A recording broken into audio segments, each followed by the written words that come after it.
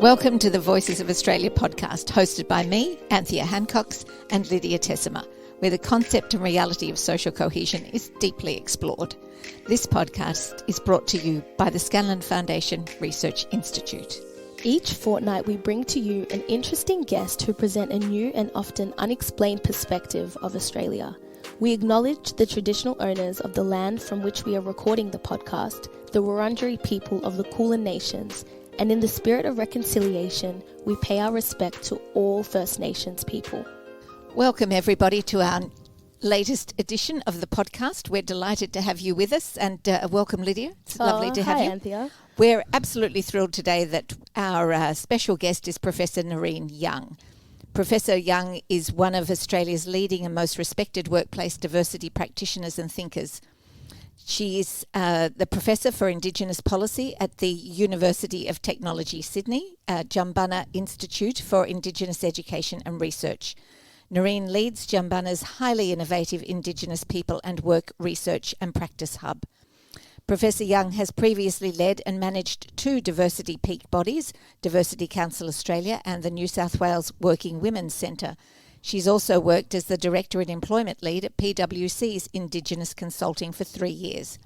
She's influenced by both her Indigenous and cultural diverse heritages in this work and has received numerous awards and acknowledgements, including the inaugural Westpac 100 Women of Influence Honour for Diversity.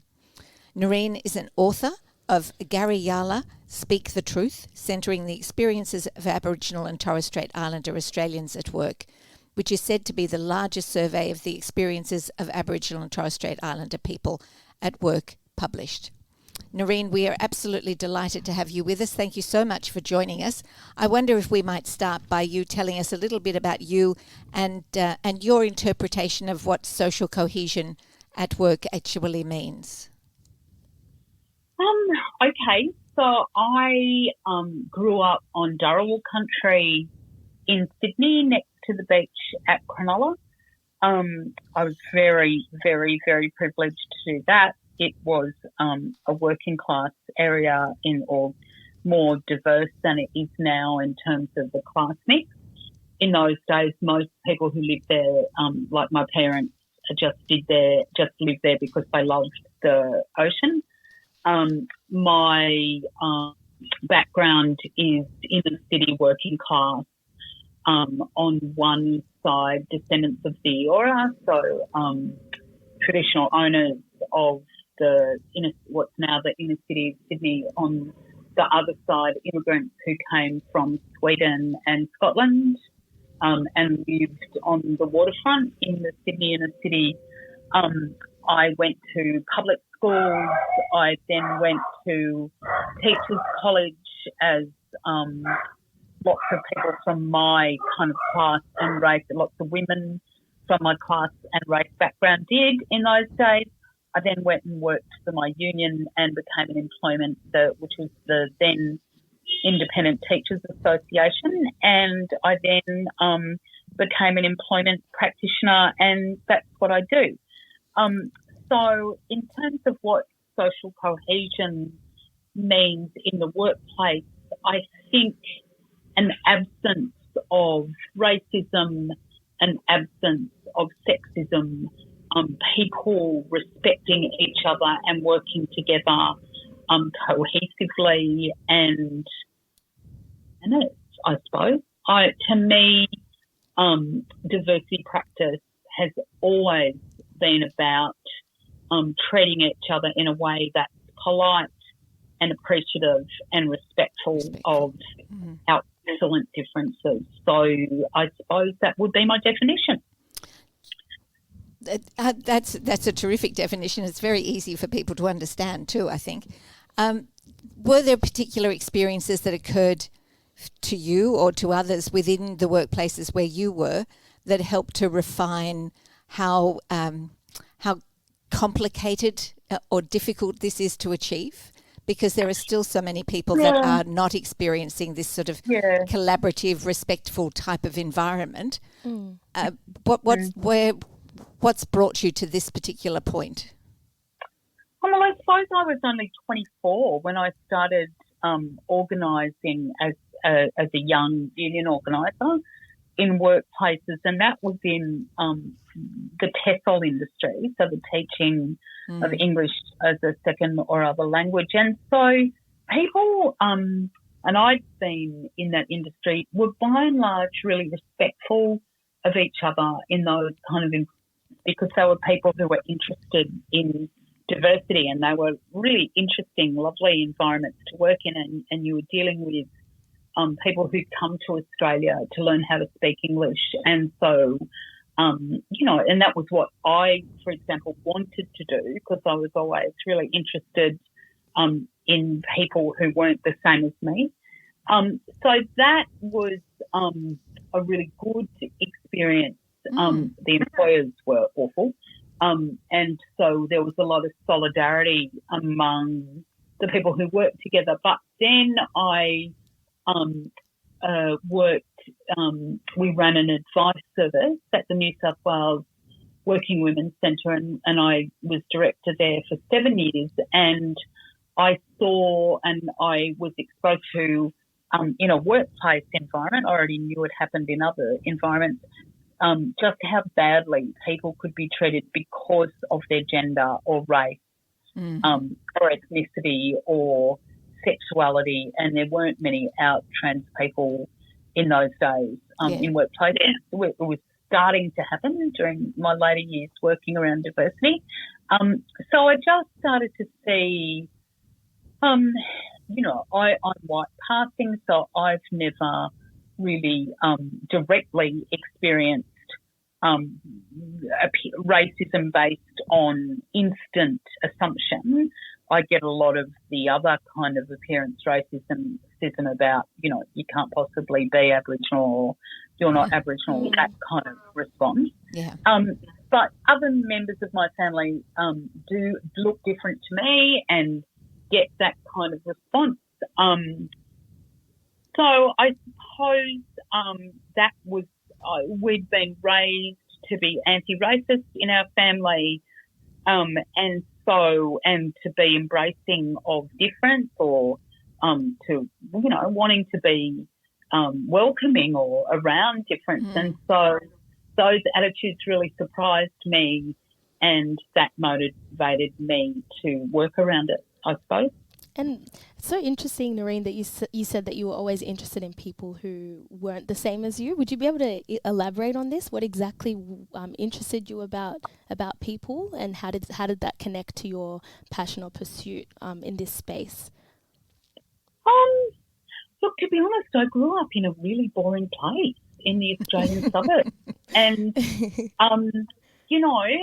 people were nice, but there wasn't a lot of variety and there wasn't a lot to do, and I wanted to get out of there as a teenager, and so I suppose I wanted to travel, I wanted to see difference, and I think also to be fair, we didn't realise, where there was difference in those environments, but people hid them or people didn't talk about them, so we didn't, they just weren't out, I suppose, as not always being of the kind of dominant culture. But, I just really, I'm a bit of a kind of gossipy type of person, really, a bit of a Doris, like fellas would say. I just really I'm really interested in people. Right. And, yeah. Natural curiosity is such a healthy thing to have. Yeah, it can be just that. That's true. And did you? Because I'm literally looking at a piece of paper right now with your bio, and I'm overwhelmed by how amazing this is. And I'm just wondering, did you, prior to achieving a lot of what I'm looking at, did you know that these are the things that you wanted to achieve, or did you? No. Okay. No. Yeah. No, not at all. I'm a working class, Aboriginal descended, Cal descended chick from the suburbs. I just never, ever envisaged myself doing much, really. So I've been incredibly fortunate and privileged, and really a product of, great public education and, the labourist policies of the 70s and 80s, really, of the Whitlam and Hawke governments in Australia. I'm an absolute product of them. And so I've just been really fortunate. Mm. Yeah. Nareen, do you have a view about there's a variety of terminologies that float around, certainly that seem to confuse people within the workplace, that being diversity and inclusion. Do you have a thought as to, do you differentiate, and how would you describe the difference between the two, and what's your thinking about how workplaces should actually deal with those particular questions? Those particular words, I mean. Yeah, well, I think diversity is the kind of term for what we are, and as much as people don't like it, and people backlash, I was at a talk yesterday. I did a talk, and another kind of diversity veteran did too, and he talked about EEO, which is, what we were first dealing with in the 80s, and then that still exists because we still have a whole lot of policies and procedures that don't play out very well in workplaces, but around behaviours. But, it changed to a more positive framing, which is diversity and inclusion. To me, diversity is the noun and inclusion is the verb. Mm-hmm. Some people like to really critique diversity and inclusion practice as a business thing, not very effective, all of those things. My approach to it is that it's what we have. Yes. And my job is to make the best of that and to make it work in the best way possible. And I guess it relies on other people doing their part too, right? Because diversity and inclusion is something that we all need to participate in order for it to have its effect. It's like knowledge is power when it's actually applied, sort of thing. I was actually wondering, observing the past few years, there's been a lot of change in the political space, culturally.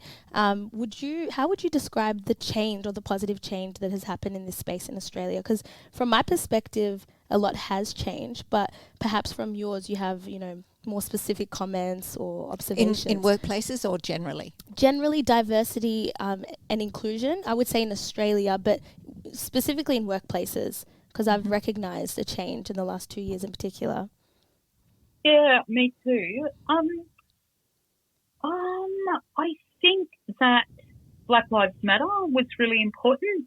And it's interesting for First Nations people because it was this thing whereby that happened elsewhere, but it was so overt and so heinous, and that footage that was available via social media for everyone to see, I think, made people think about it and think about that happens in Australia all the time, that Aboriginal and Torres Strait Islander people die because of violence and deaths in custody and inappropriate police behaviour.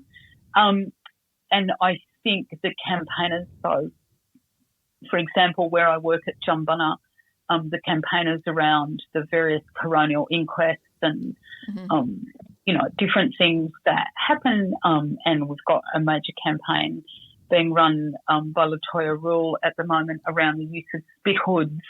So there's been a lot more attention drawn, I think, to the reality of life for Aboriginal and Torres Strait Islander people in Australia, and as a result, and concurrently other people of colour and people from immigrant and refugee backgrounds. I think all the campaigning around refugees, coming here and how they should be treated has had an impact. I think that the opening up of the discussion around the Uluru Statement has had an impact, and the blanket no, of the previous government and the election campaign, and then the opening up and the promise of this new government around and committing to the Uluru Statement in full has been really productive. So I think a combination of things. And to be honest, I've got young people in my family, and I think you were all raised at school with anti-racism, anti-bullying. I think stuff around what's happening in your generation around gender identity and disability is really helpful because there's change. And I don't know if it's the case for everybody, but I certainly know that my kids, well, one of them in particular, Paul, who's younger, she's having to do it less and less, but has, pulled my partner and I up on gender identity stuff this year. I think you're all much more, I don't know, you just kind of. It's an interesting mix of push and pull factors. Yeah. That you do have young people that are far more comfortable and demanding that people actually progress in that area, and at the same time you've got an overarching set of leadership that seems far more in line with where the community wants to go, and the community feels more comfortable in doing that. Yes, and I think the last 20 years have been particularly horrible for a lot of people in this country. I won't say diverse people, I'll say a lot of people. Who doesn't these days have a family member who's LGBTIQ, Who doesn't have a family member that's married in or married up with your family who's not from the same cultural background? Like, I just think that our demographics are changing, and people, and there was it's touching an element of more and more people are being touched by that. If we go back to the workplace component, what do you think the key elements are for an inclusive workplace? Because there is sometimes a real lack of understanding about the role that some individuals play within their cultures and what the expectation is of their broader community when certain things occur that has an impact then on what sort of the relationship with the workplace. Do you find that, and are there particular keys that you think need to be put in place in any workplace in order to ensure that it is as inclusive as possible? I think workplaces require real leadership, but I think even in the most committed of workplaces, and I work around this, the legislative frameworks around behaviours are not working. Doesn't matter how we look at it. We've had 4 years of Me Too campaigning. We've got recommendations in place. I work around workplace racism a lot. Whatever way you look at it, the mechanisms for how these things are dealt with in workplaces are inadequate, particularly from a victim-centred viewpoint. I think that the Race Sex Discrimination Act and the Race Discrimination Act that it's based on, and therefore all of the framing legislation in this country was written by white men a long time ago, and things have moved on. So we really need a period of review. So I think that that legislative framework is holding things back. I think there's always going to be racist, there's always going to be sexist, there's always going to be homophobe. I think for 20 years they felt a lot of entitlement and freedom, and to say what I like, whatever they wanted. And I think we're now in a political environment that is talking about these things, that is open and receptive to the diverse mainstream, as I call it, not diversity and not difference, but the diverse mainstream It's more representative at the representative level of the diverse mainstream, and I think it's a period where we can get some change. That's really interesting. Nareen, what doors do you believe new legislation would open in terms of creating a more diverse mainstream workplace? Well, I think a number of us have put together a First Nations Employment Alliance, which is an Indigenous-led employment grouping.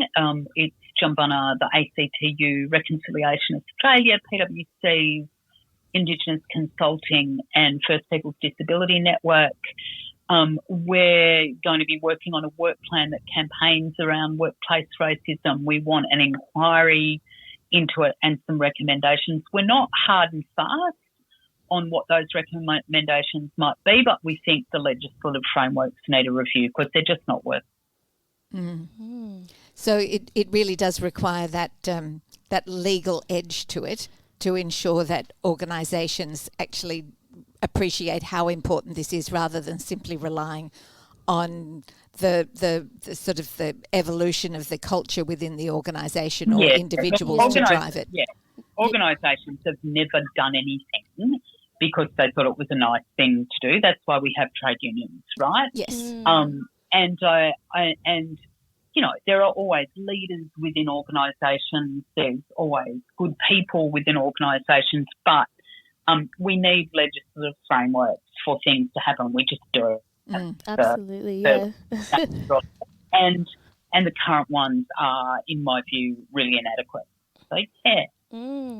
That makes sense to me because I was trying to kind of like you see change happening and then you recognize that it like on one end like change happens because of pressure and cultural shifts, but then you know the system has to kind of meet you in the middle and follow up with that makes a lot of sense. But in this country we've always had good legislative frameworks around workplaces, and then in the last 20 years a lot of them got decimated, but we need to put pressure on, and change occurs in this country because we put pressure on, and it occurs at the legislative level, and that's how it occurs. So, I think we've got an opportunity now. Nareen, we do have a lot of people that end up in diversity and inclusion type roles, as you say, are often those that are really do have a real interest in diversity and lean in that direction and have a fuller understanding. But do you find that there is an issue around the middle management component? We run a program called A Taste of Harmony, and what we find with A Taste of Harmony is that it provides a vocabulary and an opportunity for people in that middle management role to open up conversations about culture and about religion and those sorts of things in a way that isn't particularly threatening. Do you find that, is it leadership, is it middle management? How do you find that inclusion, or where are the really knotty bits, if you like, to try to break down when it comes to inclusion? Well, I think a couple of things. I think the first thing is that a Taste of Harmony seems to me to be not trying to diss you, but and I think your organisations like yours held the face during a really difficult period. But to me, rather than celebrate it properly, that was, as we know, Harmony Day, a John Howard way of looking at the diversity of this place. Which denies racism and denies a whole aspect. So, but you're completely right. So I think if we can have some change around at the national leadership level about saying, no, we're diverse, we are, this is who we are, and, let's be honest about who we are. But I think you're absolutely right. Middle management, we've, traditionally had some issues around that demographic embrace of diversity. But I think, like in all things, just those demographics are changing, right? And that's to say the talk I was at yesterday, my old diversity mate raised the young woman who took her life in Sydney 3 weeks ago because of workplace racism, and the depths of that tragedy. And I've worked in a big corporate, and I was pretty distressed by what I saw in it. And so I think we have really dire issues. Some of them are related to the lack of leadership around embracing who and what we are, and simply saying racism is unacceptable.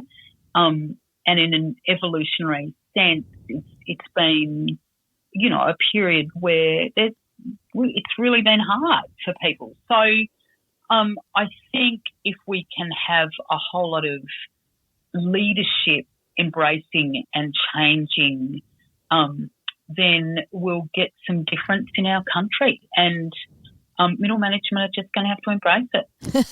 Well, they are as diverse as society is in many cases as well. Well, starting to be, yeah. Absolutely. Yeah. And sometimes there's just a reluctance to talk about it in an open fashion. It's sort of, let's just put that to one side. That's just too difficult. Yeah. Let's just talk about finances or some such thing. Yeah. Would you say so? Have we moved past a time where we're including people because their proximity to whiteness or their proximity to things like education and being able to articulate themselves, or being in a certain class or connected to people of a certain class?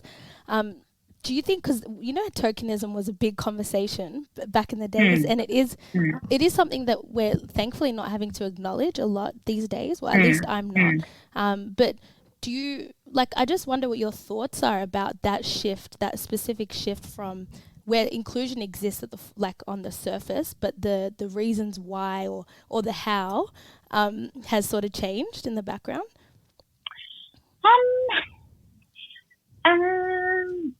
I'm still seeing a lot that there's still a need in corporates for embracing of diversity to become normalised. I'm still seeing those ridiculous arguments about tokenism, even as it pertains to gender. I'm certainly still seeing a lot of stereotyping around Aboriginal and Torres Strait Islander people and what we're perceived to be, and what people would like us to be. So I think there's a way to go, but I think the environment's better. Yeah. Nareen, do you have some examples of where you've seen sort of inclusion or social cohesion work particularly well in, or a change in where a workplace has gone through a bit of an evolution in that space? Do you have any examples of that? I've got to say, I work in the most delightful workplace in Jumbunna. It's the most culturally safe. It is absolutely Indigenous led, and our relational ways of dealing with each other and as people are implemented in the workplace.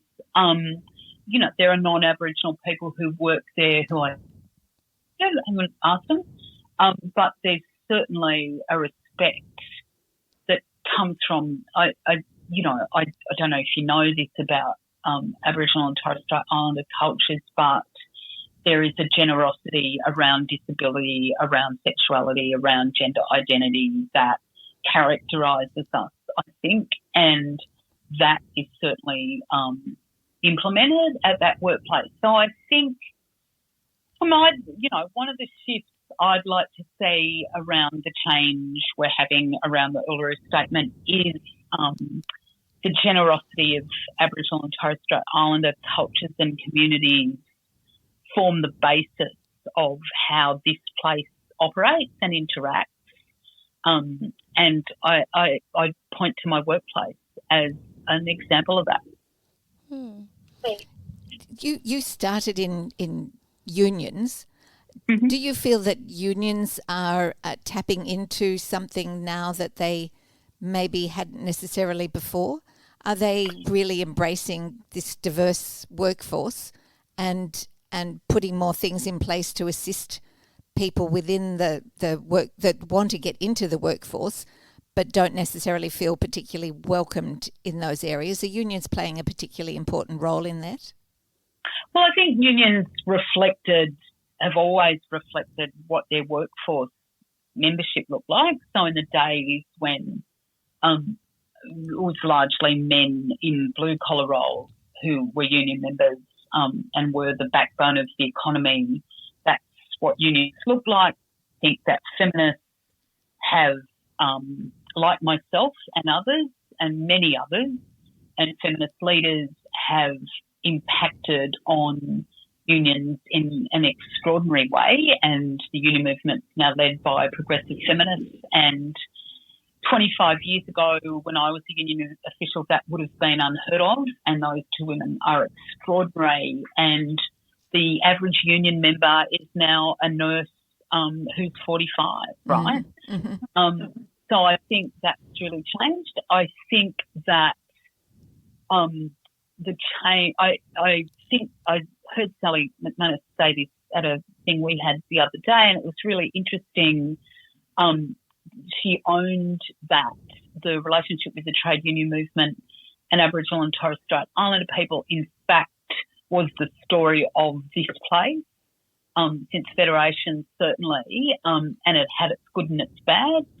And I think the last 5 years or 10 years where the union movement campaigned and organised so strongly against the Howard and Abbott community development program, where Aboriginal and Torres Strait Islander people weren't paid to work on the dole, work for the dole, has really shown a commitment. But it goes back a really long way to Wave Hill and before that. I think in terms of CALB communities, I look back and I think my grandfather, Dutch Young, was probably one of the first CALB union officials. I think that the socialist feminist analysis that says that unions haven't always been great, but we're better off with them than without them, is the analysis I'd take for all people. And I think things are really changing. Yeah. And I see that myself, and it's really great. And as I said, we've got these two amazing women in the leadership roles now, and we should take heart from that. Yeah. And yeah, that's really interesting because we've covered a lot about the system. I'm wondering, for young people that may be listening, how can they what attitude should they keep in mind, or how can they best equip themselves to be positioned to, work in these sorts of spaces that are ideal for us, these spaces that we're striving to create everywhere, because undoubtedly there's still a competitive element to finding your way into certain spaces, and unfortunately because of the experiences or the sheltering or the lack of exposure that some people have experienced, they might have these misconceptions around what role they play in terms of also being a part of this. Or what voice do they have? Yeah. So I'd always say join your union. That's the most important favour you can do yourself at work. And, it's really hard when you're young to assert yourself, I think. And and especially if you're not, somewhat private school person. Exactly. And I think that we find our own tribes, and we find people who we have commonality with at work. I met my partner at work. I shouldn't say that now. Long time ago. I think we find strength in numbers in workplaces, and we find people who we have things in common with, and join your union. Yeah. Wow, there you go. We all play a part, right? We all play absolutely. a part. Yeah. Absolutely, and we all have our own particular part to play. We're not trying to copy each other in order to do the same thing. Exactly. As we come to the end of the podcast, Nareen, it would be really interesting to sort of now sort of move the camera out to a broader level and think about the role of the workplace in creating a cohesive society. What do you think are the things that you would like to see organisations, workplaces, businesses do that would contribute to social cohesion across the broader part of the community, not just with their workforces? I think workplaces in and of themselves are great. That's where you mix, right? That's where you mix with people who aren't like you, and you. I remember my dad sent us to school outside Cronulla when we were growing up, because he said when we went out and mixed, we'd have when we went out and worked, we'd have to mix with people that weren't just white, Australians from the Shire, and so we should learn how to do that and be, respectful about that. And so I think workplaces are really important in social cohesion, because that's where they mix.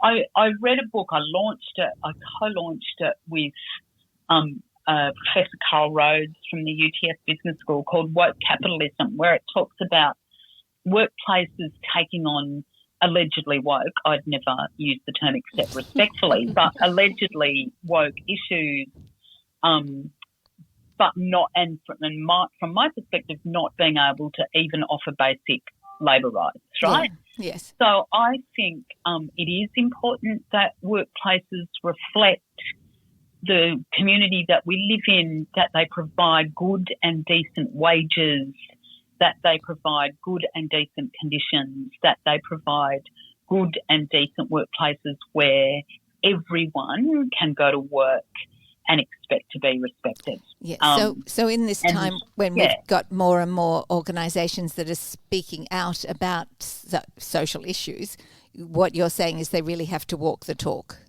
They really have to walk the talk. You can't be running around with,